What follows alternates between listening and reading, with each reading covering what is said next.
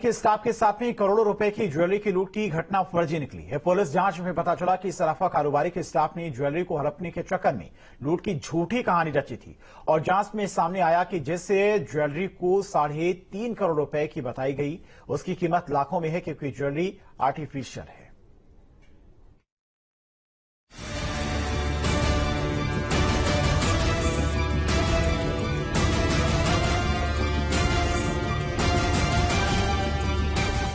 सहारनपुर में 3.5 करोड़ की लूट निकली फर्जी। मेरठ के ज्वेलरी कारोबारी के स्टाफ ने रची थी साजिश। पुलिस ने 5 आरोपियों को किया गिरफ्तार। मेरठ के डायमंड कारोबारी को उन्हीं के स्टाफ ने करोड़ों की चपत लगाने की कोशिश की थी और इसके लिए स्टाफ के कुछ लोगों ने ज्वेलरी की फर्जी लूट की कहानी गढ़ी। लेकिन लूट की इस कहानी पर पुलिस को शक हो गया और जब पुलिस ने सख्ती की तो सारा मामला खुल गया। सहारनपुर में देर रात उस समय हड़कंप मच गया जब थाना नागल क्षेत्र में मेरठ के हीरा कारोबारी के मुंशी और उसके ड्राइवर के साथ कुछ अज्ञात बदमाशों ने लूट की घटना को अंजाम दे दिया। कारोबारी के मुंशी और ड्राइवर ने पुलिस को फोन कर जानकारी दी कि वह अंबाला और हरिद्वार से कुछ डायमंड ज्वेलरी और पैसा लेकर आ रहे थे। थाना नागल क्षेत्र में हाईवे पर 4 अज्ञात बदमाशों ने उनके साथ करोड़ों रुपए की लूट को अंजाम दे दिया। सूचना के बाद आला अधिकारी भारी पुलिस फोर्स के साथ मौके पर पहुंचे और घटना की जांच में जुट गए। दरअसल लूट की सूचना के बाद पुलिस ने स्टाफ और कार ड्राइवर से पूछताछ की। पूछताछ के दौरान दोनों के बयान मेल नहीं खाए। कड़ाई से पूछताछ में पता चला कि सर्राफा व्यापारी के दोनों स्टाफ ने अपने रिश्तेदारों के साथ मिलकर लूट की योजना बनाई थी, जिसके बाद पुलिस ने लूट की वारदात में शामिल 5 आरोपियों को गिरफ्तार कर लिया है। पुलिस ने आरोपियों की निशानदेही पर लूटी गई ज्वेलरी बरामद कर ली है।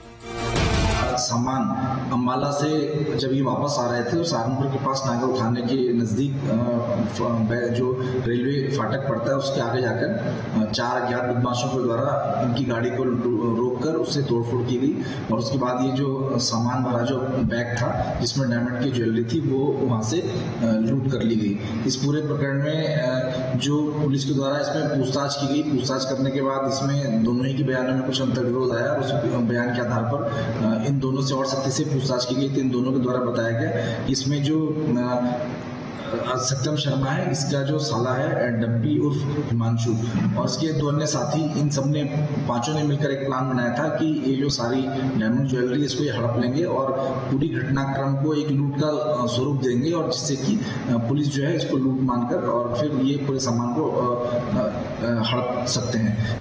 दरअसल मामले में सर्राफा कारोबारी के स्टाफ ने ही पूरी साजिश रची थी। 4 जुलाई की देर रात को मेरठ के ज्वेलरी कारोबारी के स्टाफ से 3.5 करोड़ रुपए की लूट की घटना हुई। दरअसल कारोबारी का स्टाफ सत्यम शर्मा और ड्राइवर तरुण सैनी अंबाला से ज्वेलरी लेकर लौट रहे थे। लूट के बाद स्टाफ ने पुलिस को बताया कि बाइक सवार 4 लुटेरे आए थे। रात 11:30 बजे गन पॉइंट पर बदमाशों ने घटना को अंजाम दिया था। एक बाइक काले रंग की थी और दूसरी सफेद रंग की बाइक है। लुटेरों ने कार के शीशे तोड़कर स्टाफ को गन पॉइंट पर ले लिया, मारपीट कर लहूलुहान कर दिया था। उसके बाद लूट को अंजाम देकर वे फरार हो गए। इस दौरान पुलिस को ड्राइवर और स्टाफ के बयान अलग अलग लगे। कड़ाई से पूछताछ हुई तो स्टाफ ने पूरी कहानी बता दी। सत्यम शर्मा ने अपने साले डंपी के साथ मिलकर लूट की योजना बनाई थी। इस लूट में ड्राइवर भी शामिल था। तो जब पुलिस मौके पर पहुंची, लगभग 11:30 के आसपास पुलिस पहुंची थी मौके पर, दोनों से पूछताछ की तो दोनों की चोट लगी हुई थी। मतलब एक के सर से थोड़ा खून बह रहा था, एक का सामने से थोड़ा खून बह रहा था। तो ये नागल जाते हैं, आप यहाँ सहारनपुर से जब जाएंगे सीधे बाईपास की तरफ अंदर जो रास्ता पड़ता है तो एक बैरियर क्रॉसिंग आती है रेलवे की। उससे लगभग 200 मीटर आगे उन्होंने बताया कि 2 मोटरसाइकिल पर 4 लोग आए थे। इन्होंने गाड़ी को ओवरटेक किया और दोनों तरफ से डंडे मारे जिससे कि शीशे टूट गए और ओवरटेक करके रुकवाया और दोनों लोगों को गाड़ी से निकाला बाहर, इनसे मारपीट की। बखले के आरोपियों का प्लान था कि लूट की घटना बताकर सारा माल हड़प लिया जाएगा, लेकिन पुलिस की मुस्तैदी के चलते ये अपने मंसूबों में कामयाब नहीं हो पाए।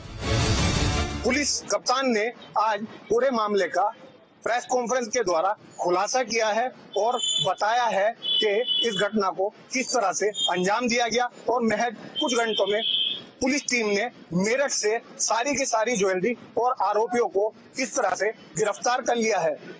हालांकि जो डायमंड कारोबारी मेरठ का रहने वाला है वो इस समय राजस्थान गया हुआ है और उसकी तहरीर के बाद गंभीर धाराओं में मुकदमा दर्ज कर जेल भेजने की कार्रवाई की जाएगी। सहारनपुर से न्यूज स्टेट के लिए मैं सोहेल गौर।